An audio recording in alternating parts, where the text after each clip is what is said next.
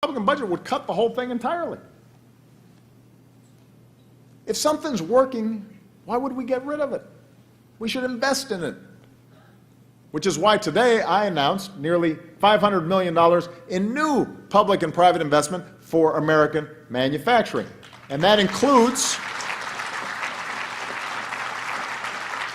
a new manufacturing hub that will make America a leader in producing high-tech fabrics for uniforms our soldiers wear in battle. 21st century businesses need 21st century infrastructure, which is why my budget invests in modern ports and stronger bridges and faster trains and the fastest internet, and invests in basic research so that the jobs and industries of the future are created right here in the United States. And we can pay for these investments in a responsible way, not by adding the deficit.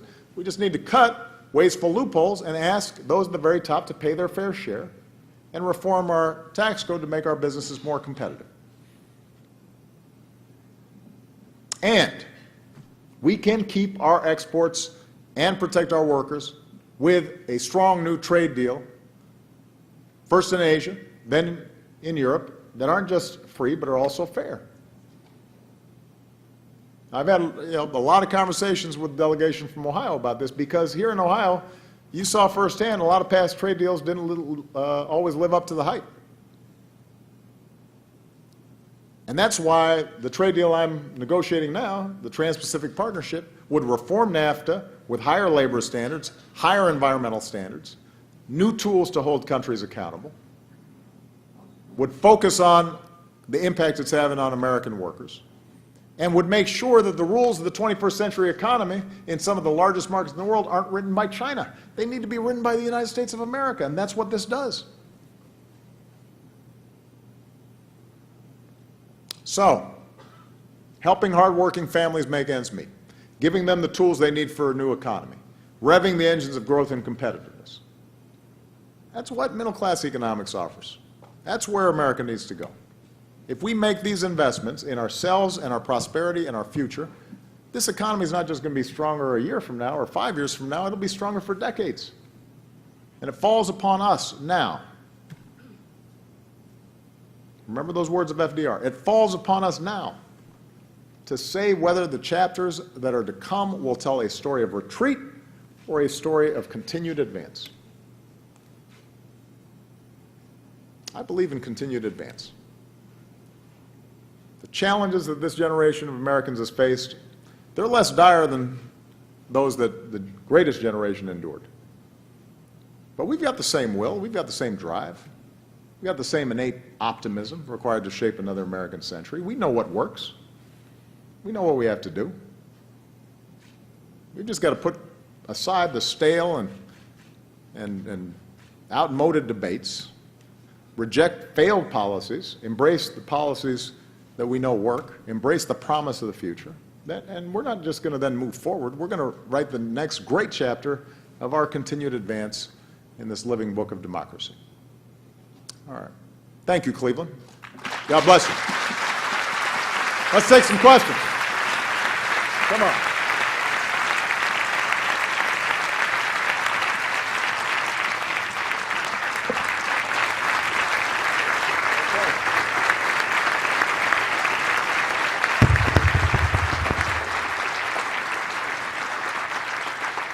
So, Paul, I can just start calling on people, right? Okay, I like that. All right, so the only thing I'm going to do is raise your hand. I'll call on you. If you could stand up, introduce yourself, and I'm going to go boy, girl, boy, girl. All right, we'll start with that young lady right there. No, right here. Yeah, you. All right. Thank you. What's your name? My name is Colleen Cotter. I'm the Executive Director of the Legal Aid Society of Cleveland. And my question for you, Mr. President, thank you first so much for coming to Cleveland. My question is, you talked about the importance of everyone playing by the same rules. Right. Unfortunately, millions of Americans, because we do not have the right to court-appointed counsel in civil cases, cannot enforce the rules that are out to protect them, whether as tenants, consumers, preventing foreclosure. How do you propose that we address that very important issue? Well, as you know, we've worked hard to continue to support legal aid around the country. This was a target of slashed budgets early in the previous administration. We have not fully recovered, and with the existing Congress, it's unlikely that we get the kind of bump up that we need. Two things I think we can do, though, is one, in addition to the federal government helping, I think we can elicit more from law firms than they currently cough up. Young lawyers are eager to participate if it's structured properly. The other thing is to create, in various jurisdictions, more efficient, effective civil procedures, potentially, that can streamline the process. Because a lot of the clients that you work with, we don't need a full-blown court process and filings and motions and that's taken forever. And oftentimes when people are in desperate straits, let's say they've been cheated on something by a landlord or they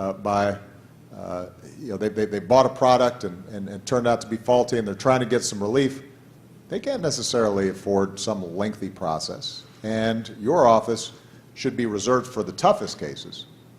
So are there ways in which we can structure more effective dispute resolution mechanisms? Now, that's going to necessarily operate probably jurisdiction by jurisdiction.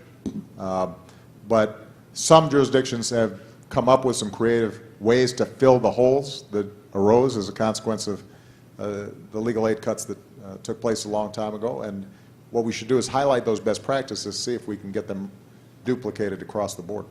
But thank you for the good work that you're doing. Proud of you. All right. It's a gentleman's turn. Let's see. Right there.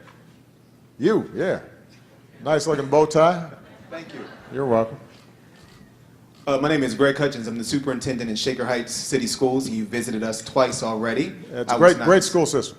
Yeah, I wasn't the superintendent at that time, but it was a great, and still is, Good. a great school system. My question is regarding the community college initiative and how it affects the middle class. I think that some of our community colleges here in Cleveland as well as across the country, they get a bad reputation that they don't provide a high quality education, which I believe that they do. How can we better convey a message to all of our constituents and possible future community college enrolled students? How can we convey the message that the community college does have a high quality education and we can prepare our kids? Well, I tell you what, I'm doing my darnest to advertise because one of our greatest comparative advantages is our higher education system here in the United States. Obviously, we've got the best universities in the world, and people flock from everywhere to try to get an education. But we also have an unparalleled community college system.